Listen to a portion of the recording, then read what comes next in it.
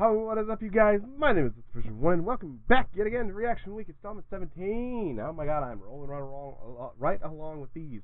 But yeah, in this episode, we're going to Wolfy's Camera, episode 1, the box camera from BioGods. You guys remember those? Anybody else besides me remember those? Any other boomers in here? The old disposable cameras about this big, you click them like this? Well, I read the description on this video, and he said BioGods took this camera to a brand new episode. New web series where he took an old school camera and cheap plastic cameras to furry events and take photos of furries on film. So, you know, it's gonna be interesting. So, without further, I've been not on here. Don't follow him on Patreon, but I've been subscribed to BioGods 1 for a while now. So I figured I'll show him off to you guys since I've been talking about being such a big furry nerd. So without further ado, here we go. God.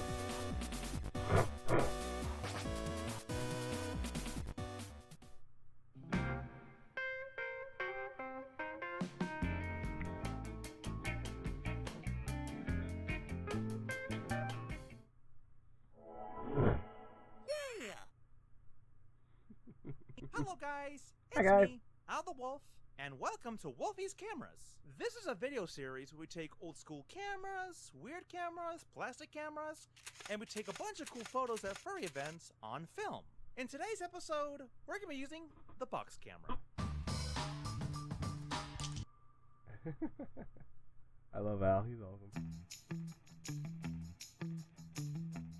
This is Agfa's 1930s box camera. The very first box camera that came out on the market back in 1888 was Eastman Kodak's Brownie camera. These cameras were quite popular back in the 19th century. Box cameras are basically point-and-shoot cameras that take one roll of B2 film. In today's time, it's called 120 film, or just 120mm film. But photographers call it medium format film because it's bigger than 35mm film. The Agfa box camera contains two viewfinders, a shutter switch, time, which is basically long exposure, diaphragm, red windows on the back, and a wind-up film gear. Oh yeah, and this lens. So the question remains, how to use this camera? Right? First thing first, you gotta put the film in the camera. By doing this, you gotta pull the gear out of the camera, open up the back door of the camera, and let this little box thing pop out. From there, you grab your medium format film, and you load it onto the bottom of it, and gently pull out the paper slowly. Once you bring the paper all the way around the camera, you basically load it onto the top spool of the camera. From there, gently roll up the paper onto the spool. From there, put that box thingy into the camera,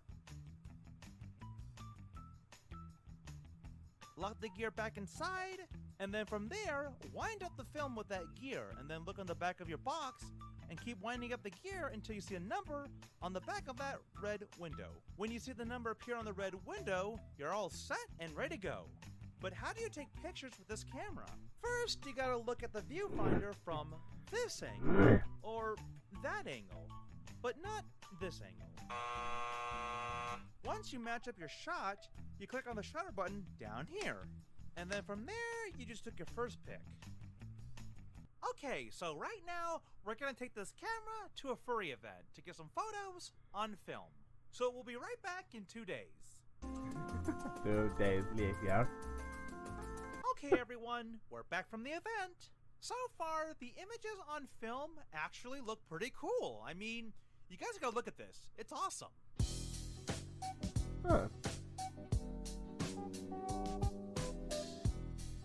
I like that one.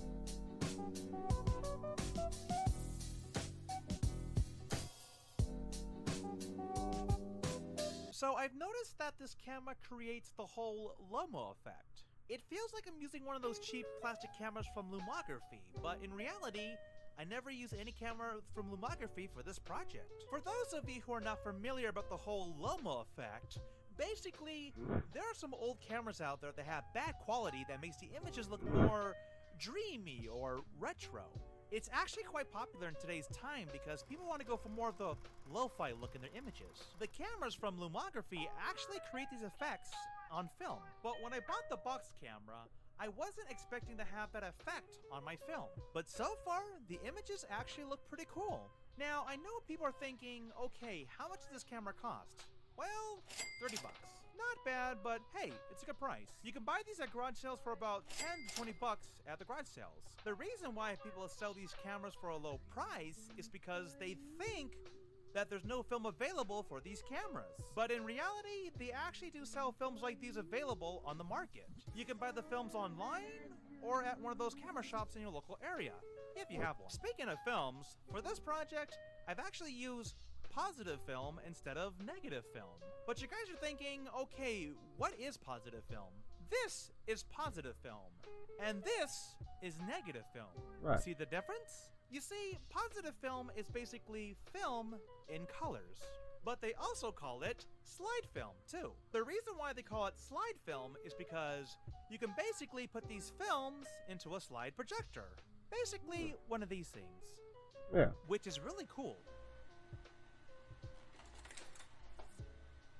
Unfortunately, you can't put 120 film in these projectors, but you can put 35mm film in those projectors. So why do we use slide film for this project? You see, we never worked with slide film in the past. We always worked with negative films, but we never worked with slide film.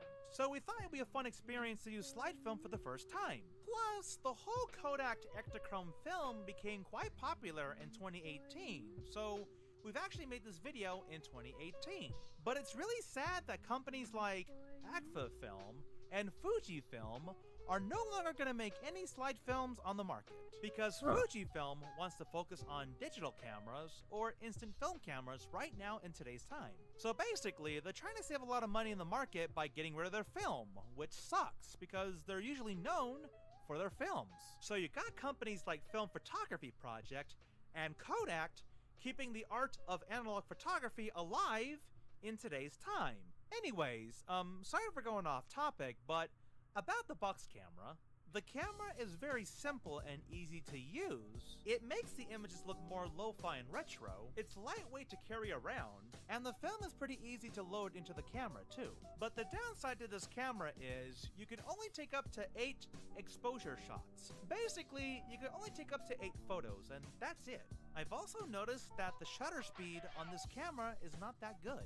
So you would have to put this camera on a tripod, or you would have to hold it really, really still to get a good photo of your subject on film. Unfortunately, this camera has no flashers, so therefore you would have to take a photo of your subject outside in the sunlight. Even though this is not one of those manual cameras, it's basically one of those point-and-shoot cameras. As for the rating of this camera, I would give it about 3 stars. It's an okay camera, but it's not the best. But I don't like the shutter speed on that camera. Alright folks, that's about it. If you like this video, go ahead, like and subscribe today. Thank you all so much for watching this lovely video here on YouTube, and have a wonderful day guys, alright? Peace out, and stay awesome. You too, man. You stay awesome as well. I was actually going to do 2 Wolfy's cameras in one video, but I'm not going to do that. I'll save the episode 2 for another reaction week. Thinking about doing them back-to-back, but the other one's like 12, 13 minutes long, and I'll put this video much longer than I want. Because reaction videos, I like to try and keep for 10 to about 30-minute window, depending on what I'm reacting to. Some stuff, like such as this, or animation videos, need to be shorter, because, you know, not a lot of people want to see this kind of stuff. A lot of people on my channel aren't exactly furries. They know I'm a furry, so it's just a whole big weird mess. But like I say, it's like, you know, my wife's not even a furry. I am the furry of the family. I'm going to be the goofball that's going to drag my wife to a fur con one of these days in a full-fledged fursuit and embarrass the crap out of her. And I'm going to make sure to get that on camera. But that was BioGod1. That was Al the Wolf. He's really freaking awesome. I found him by complete accident just dicking around on YouTube one year. And I followed him, and I've been watching him occasionally ever since. So, but all that being said, thank you guys so much for watching. If I haven't gotten to your video yet, feel free to don't fret. I'm going to get to them eventually. I'm decided to bulk record pretty much this whole week in one day because I'm off today, so I figure I want to get as much done as possible. And on top of that, I have tons of other footage I have to edit at the exact same time of recording this. So, I mean, between having to record this reaction week for you guys because I want to keep this series alive, but as well as having to finish up the Star Wars deal, finishing up that, and have to do other gameplays between those, and all that stuff. But yeah, I mean, it's tons of fun. I still love playing. I love all this stuff. I love you guys to pieces. You guys are doing amazing. And just keep on doing what you guys have been doing. Just keep sharing the video, keep liking them, keep,